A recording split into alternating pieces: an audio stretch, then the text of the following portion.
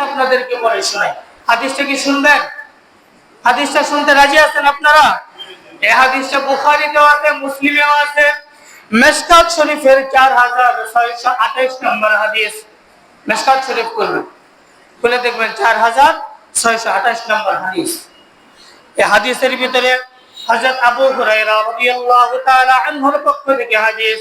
এমন সাহাবী, যে সাহাবী আল্লাহর নবী সাল্লাল্লাহু আলাইহি ওয়াসাল্লামের কাছ থেকে সবচেয়ে বেশি হাদিস বর্ণনা করেছেন। হাদিসের মধ্যে হাদিস বর্ণনার ক্ষেত্রে সবচেয়ে বেশি যে হাদিস বর্ণনা করেছেন উনি হলেন হযরত আবু হুরায়রা রাদিয়াল্লাহু তাআলা। আহলে সুফফার অন্তর্ভুক্ত ছিলেন। আবু হুরায়রা রাদিয়াল্লাহু তাআলা আনহু আল্লাহর নবীর দরবার থেকে কখনো সরে যেতেন না। তিনি খেয়ে না খেয়ে আল্লাহর নবীর দরবারে পড়ে থাকতেন। আবু হুরায়রা কখনো ক্ষুধার যন্ত্রণায় মাটিতে গড়াগড়ি করতে থাকতো। সাহাবায়ে কেরাম মনে করতেন মৃগী রোগ মনে হয়েছে, জুতা যদি নাকের কাছে নেওয়া হয় তাহলে হয়তো ভালো হয়ে যাবে।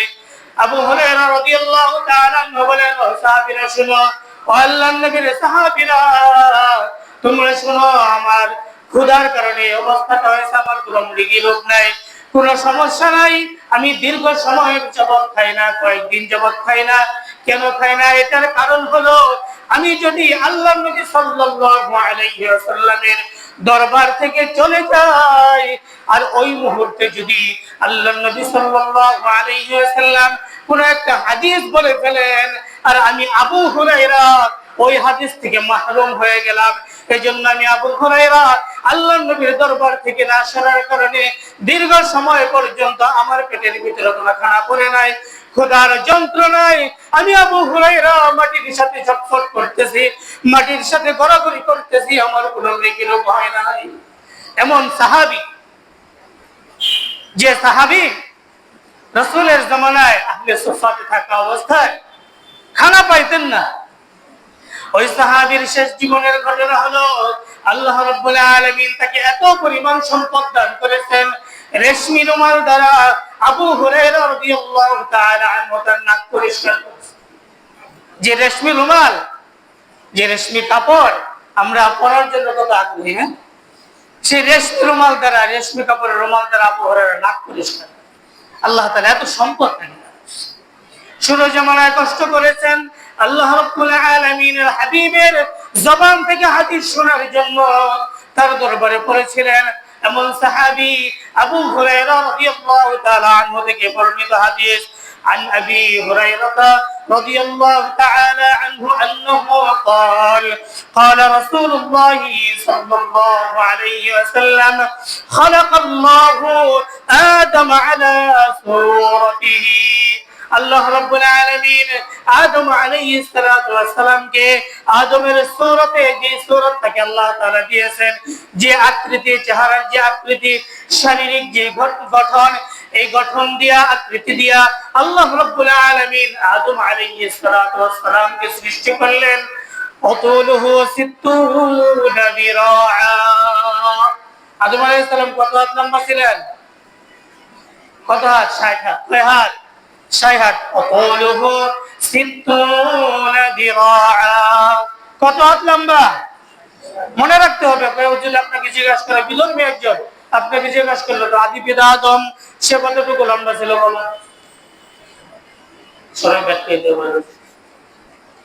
আদম বাবা আদম সম্পর্কে জানি না, আদমের সন্তান আমরা। আদম আলাইহিস সালাতু ওয়াস সালাম কোথায় ছিলেন ওটাও জানি না। আল্লাহ তাআলা দুনিয়াতে কিভাবে পাঠাইলেন এটাও জানি না। কি জানি খালি খাওয়ার ঘুমানি, কিভাবে মানুষের ক্ষতি করা যাবে, সমাজ কিভাবে নষ্ট করা যাবে, এটা ছাড়া আর কোনো আমাদের হক নাই, আর কোনো কিছু জানার বিষয় নাই। আল্লাহ নবী সাল্লাল্লাহু আলাইহি ওয়াসাল্লাম বলেন, খালাকাল্লাহু আদম আলা সূরাতিহি। আদম আলাইহিস সালাতু ওয়াস সালামকে আল্লাহ রাব্বুল আলামিন তার সূরতে, তার আকৃতিতে সৃষ্টি করলেন। ওয়াতুলুহু 60 দিরাআ। আদমের লম্বা কতটুকু? কয় হাত বলেন? 60 হাত লম্বা। আদম আলাইহিস সালাতু ওয়াস সালামকে আল্লাহ রাব্বুল আলামিন 60 হাত লম্বা করে বানাইলেন। এরপরে আল্লাহ রাব্বুল আলামিন কি করলেন? হাদিসের ভিতরে আল্লাহ নবী সাল্লাল্লাহু আলাইহি ওয়াসাল্লাম বলেন, ফালাম্মা খালাকাহু, আল্লাহ রাব্বুল আলামিন যখন তাকে সৃষ্টি করলেন, ক্বালা ইযহাব, আল্লাহ রাব্বুল আলামিন বলেন, আদম যাও যাও, কোথায় যাবা? এটাও হাদিসের ভিতরে বললেন, ফাসাল্লিম আলা উলাইকান নাফির, আল্লাহ রাব্বুল আলামিন বললেন, আদম এখন তো আর কোনো জাতি নাই, একটা জাতি শুধু। কে আছে? ফেরেশতা। আদম আলাইহিস সালাতু ওয়াস সালামকে যখন আল্লাহ তাআলা সৃষ্টি করলেন, তখন এই আদম ছাড়া আর কে ছিল? ফেরেশতারা ছিল, আর তো কেউ না। আল্লাহ রাব্বুল আলামিন বলেন, ইযহাব ফাসাল্লিম উলাইকান নাফির, আল্লাহ রাব্বুল আলামিন বলেন, আদম তোমাকে সৃষ্টি করলাম, তোমাকে সুন্দর আকৃতি দিয়ে সৃষ্টি করলাম, সবকিছু পরিপূর্ণ করার পরে তোমাকে রূহ দিয়া সমস্ত কিছু পরিপূর্ণ করে আমি আল্লাহ রাব্বুল আলামিন তোমাকে এখন আদেশ করতেছি কি, ইযহাব ফাসাল্লিম উলাইকান নাফির, যা কি করো? সালাম দাও। সালাম দাও। কি দিবা? সালাম দিবা। উলাইকান নাফির, ওই যে একটা দল বসে আছে, ওই দলের কাছে যাও, ওই দলের কাছে গিয়ে তাদেরকে তুমি সালাম দিবা। কি দিবা? সালাম দিবা। সেই দল কারা? ওহুম নাফারুম মিনাল মালাইকা, হাদিসের ভিতরে আল্লাহ নবী বলেন, ওহুম নাফারুম মিনাল মালাইকা, ওই দলটা হলো ফেরেশতাদের দল। এই দলের কাছে তুমি যাও, গিয়ে তাদেরকে তুমি সালাম দাও।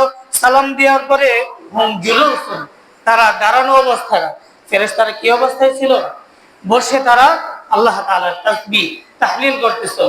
কারণ ফেরেশতারা এমন একটা জাতি, এমন ভাবে আল্লাহ রাব্বুল আলামিন তাদেরকে তৈরি করেছেন, যাকে যে দায়িত্ব আল্লাহ তাআলা দিয়ে রাখছেন, কারো শুধু তাসবিহ তাহলিল করার জন্য দিয়েছেন আল্লাহ রাব্বুল আলামিন। এই যে মেঘ শুরু হয়েছে না, দুদিন যাবত বৃষ্টি হয়েছে, এর আগের কয়েকদিন কি পরিমাণ গরম গেছে, তখন মানুষ আফসোস, আল্লাহ বৃষ্টি দেওয়া লাগে, 2 দিন ধরে বৃষ্টি হয়েছে, এখন আবার আফসোস, আল্লাহ একটু রৌদ্র দিতা।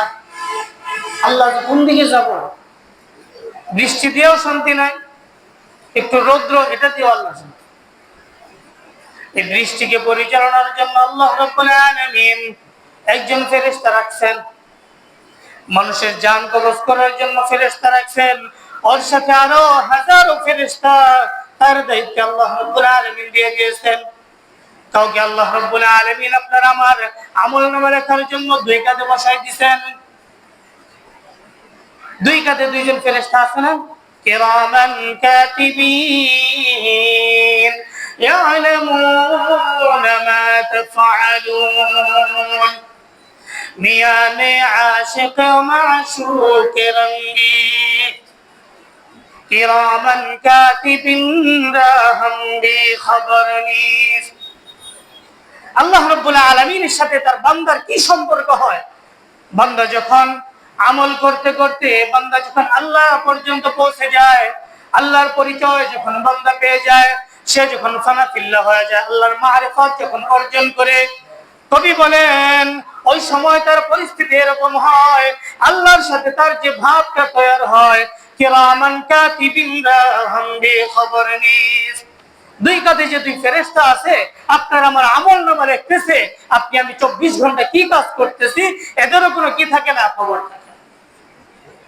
বান্দার সাথে যখন আল্লাহর সম্পর্ক হয়, মারিফতের সম্পর্ক যখন হয়, বান্দার যখন কাজ খুলে যায়, আল্লাহ রাব্বুল আলামিনের পরিচয় যখন মানুষ পেয়ে যায়, তখন আল্লাহর সাথে তার যে সম্পর্কটা তৈরি হয়, ওই সম্পর্কে কিরামান কাতিবিন, এই 2 ফেরেশতা আপনার আমার যে আমলনামা লিখতেছে, এই সম্পর্কে তার খবর থাকে না।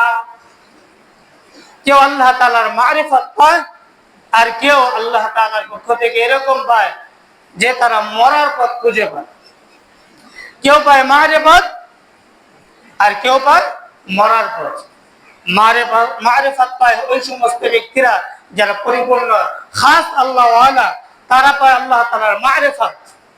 আর যারা মাজারে থাকে, লাল শালু করে ঘুরে, এমন কেউ আছে শরীরে কোনো কাপড় নাই, পুরো অলঙ্গ করতেছে, কি আছে বাবার কাছে অনেক কিছু আছে, যা আছে তো বাবা দেখাই দিচ্ছে, বাবার যা ছিল সব তো দেখাই দিচ্ছে, এরপরে বাবার কাছে আছে, যে এরকম বাবা যারা আছে, এরকম বাবাদের কাছে যারা দৌড়াইতেছে তারা পাইতেছে মরার পথ, আর যারা খাস আল্লাহ ওয়ালা তারা পেয়ে গেছে মারিফাত। ওরা পায় মারিফাত আর এরা পায় মরার পথ। যেখানে গেলে মরতে হবে, জাহান্নামে যাইতে হবে। তাহলে আমরা কি বলতেছিলাম? হাদিসের ভিতরে আল্লাহর নবী সাল্লাল্লাহু আলাইহি ওয়াসাল্লাম হাদিসের ভিতরে বলতেছেন, আল্লাহ রাব্বুল আলামিন আদম আলাইহিস সালাতু ওয়াস সালামকে সৃষ্টি করার পরে একদল ফেরেশতাদের কাছে পাঠাইলেন, যারা বসা ছিলেন। বললেন যে তুমি যে গিয়ে তাদেরকে কি করবে? সালাম দিবে।